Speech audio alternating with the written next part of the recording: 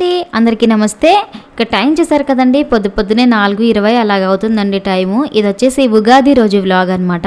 ఇంకా పొద్దున్నే నేనైతే 4 కల్లా నిద్ర లేచేసాను. కొంచెం ఫ్రెష్ అయ్యి వామ్ వాటర్ అవన్నీ తాగేలోపు 4:20 అలాగ అయిపోయిందండి. పిల్లలు నిద్రపోతున్నారు కదా, ప్రశాంతంగా పనులు చేసేసుకొని పూజ స్టార్ట్ చేద్దాం అనేసి పై పనులన్నీ పూర్తి చేసుకొని ఇంకా స్నానం కూడా అయిపోయిందనమాట. ఇంకా బయటకైతే వెళ్ళి కడపమాను పూజించుకుంటూ ఉన్నానండి. కడపమాన పూజగానే ఇంటికైతే చాలా కళ వచ్చేస్తుంది కదండి. ముందుగా మీకు మీ కుటుంబ సభ్యులందరికీ శ్రీ క్రోధినామ సంవత్సర ఉగాది శుభాకాంక్షలు.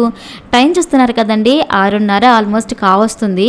శత్రువులు ఎక్కడో ఉండరండి, మన పిల్లల రూపంలో ఇలా ఇళ్లల్లోనే ఉంటారు. చూస్తున్నారా, నేను ఎంత చక్కగా ముగ్గులన్నీ వేసేసుకున్నాను. నాకు ముగ్గులు పెద్దగా రావండి, వచ్చిన కాడికి వేసుకున్నాను. పిల్లలు శత్రువులను ఎందుకు చెప్పాను అంటున్నారా, ఇక్కడ చూస్తున్నారు కదా, రోజు ఈ మధ్యకాలంలో పిల్లలకి హాలిడేస్ ఇచ్చేసారండి. 10 అయినా నిద్ర లేయట్లేదు, కానీ పండగ రోజు మాత్రం 6:30కే లేచి కూర్చొని ఎందుకో ఏడుస్తూ ఉందన్నమాట. ఇంకా పాపని ఉరికే చేసి పడుకోబెట్టేసి కిచెన్లోకి వచ్చి స్టవ్ అయితే ఇలా పూజించుకున్నాను. స్టవ్ పూజించగానే ఎంత కలర్ వచ్చేసిందనండి. ఇంకా ఆ రోజు నేనైతే పూర్ణం బూరెలు వేద్దాం అనుకున్నానండి. బూరెల కోసం పిండి, అలాగే వడల కోసం పిండి పట్టేసుకొని శనగబాళ్ళు కూడా పూర్ణం కోసం పొయ్యి మీద పెట్టేసుకున్నాను. ఆల్మోస్ట్ ఉడికిపోయాయండి. నేను ఇంతకుముందు చాలా ఇలా పూజలకి సంబంధించిన వ్లాగ్స్లో చెప్పానండి, మేము పండగలు అంటే వంకాయ కూర, భక్షాలు, చిత్రాన్నం ఇవే ఎక్కువ చేసుకుంటాం అనేసి. ఈ రోజు నేనైతే వంకాయ కూర ఆల్రెడీ చేసేసానండి, అలాగే పూర్ణం కూడా రెడీ చేసేసుకున్నాను. మామూలుగా నిమ్మకాయ చిత్రాన్నం కాకుండా ఈ రోజు నేను మ్యాంగో పులిహోర చేస్తున్నానండి. ఇక పులిహోర కూడా అయిపోయిందనమాట. ఇక్కడైతే నేను ఉగాది పచ్చడి చేస్తున్నానండి. మామూలుగా ఇంతకు ముందు సంవత్సరాల్లో నాకు ఉగాది పచ్చడి అంటే తెలుసు, కానీ నేను ఎప్పుడు చేయలేదన్నమాట. కానీ కంటిన్యూగా లాస్ట్ 3 years నుంచి మేము ఖచ్చితంగా ఉగాది రోజు ఉగాది పచ్చడి చేసి దేవుడికి ప్రసాదంగా పెడుతున్నానండి. ఈసారి ఉగాది మాకు కొంచెం స్పెషలేనండి, ఎందుకంటే మాకు ఇలవెల్పు ఇంటి దేవత సుంకలమ్మ ఉన్నారండి. సుంకలమ్మకు ఉన్న వాళ్ళకి మంగళవారం చాలా స్పెషల్ అనమాట. ఉగాది పండుగ కూడా మంగళవారమే పడింది. మాకు మరింత స్పెషల్గా చేసుకున్నాం అనమాట ఈ సంవత్సరం. బేసిక్గా ఊరికి వెళ్ళేది ఉండేనండి, అత్తమ్మ వాళ్ళతో కలిసి చేసుకోవాలనేసి, కానీ మిస్ అయింది కొన్ని కారణాల వల్ల.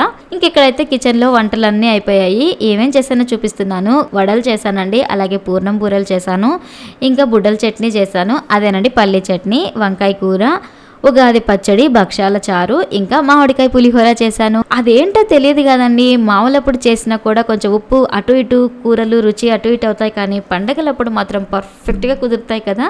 ఇంక ఇక్కడైతే కూర్చొని తోరణాలు కుట్టేసుకుంటున్నానండి. ఫస్ట్ బంతిపూల మాల కట్టేశాను, అలాగే వేపాకు, మామిడాకు అన్నీ కట్టేసుకున్నాను. ఇంకా అలా పై పనులు అన్నీ అయిపోయిన తర్వాత పటాల దగ్గర కూర్చున్నానండి నేను, ఎందుకంటే అప్పుడే ప్రశాంతంగా పూజ చేసుకోవచ్చు. నా దేవుడి గుడి చూడండి అసలు ఎంత కలకలలాడిపోతుందో కదా. నిజంగానండి, మీలో ఎంతమందికి ఫీలింగ్ ఉందనేది నాకు కమెంట్ సెక్షన్లో కమెంట్ చేయండి. ఇంతకీ ఆ ఫీలింగ్ ఏంటి అంటే, నేను పూజ చేస్తే మాత్రం మా దేవుడి గుడికి భలే కళ వచ్చేస్తుందండి. నేను అసలు ఆ రోజు అంతా సాయంత్రం వరకు డోర్ అట్లా ముయ్యను. అలా వెళ్తూ వస్తూ దేవుడి పటాల సైజ్ చూస్తూనే ఉంటాను. మా వారికి కూడా చెప్తానే ఉంటాను, ఎంత కళ ఉందో చూడబ్బా, ఎంత కళ ఉందో చూడు అనేసి. ఇంకా బయట కూడా తులసమ్మకి మా సువీక్షతో దీపం పెట్టించేసానండి. మామూలుగా పండగనే కాదు, మామూలు రోజుల్లో కూడా తులసమ్మకి నీళ్లు పోయడం, దీపం పెట్టడం అన్నీ సువీక్షనే చేస్తుందండి. ఇంకా లోపలికి వచ్చేసి కాయ కొట్టేసుకుంటూ ఉన్నాను. ఇంకా చిన్న పాప పొద్దున్నే లేచిందని చెప్పాను కదండి, ఇంకా మళ్ళీ పడుకోవడం వల్ల ఆ రోజు ఆల్మోస్ట్ 10:30, 11 అయినా లేలేదు.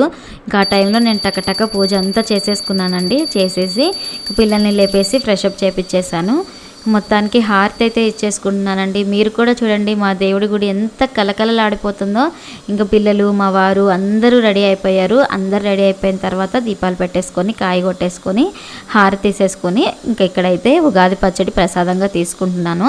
ఇక్కడ ఏందో చెప్తా ఉన్నాను అనుకుంటున్నారు కదండి, మామూలుగా మనకి ఉగాది పచ్చడిలో 6 రుచులు ఉంటాయి కదా, అదే చెప్తున్నాను మా వారికి.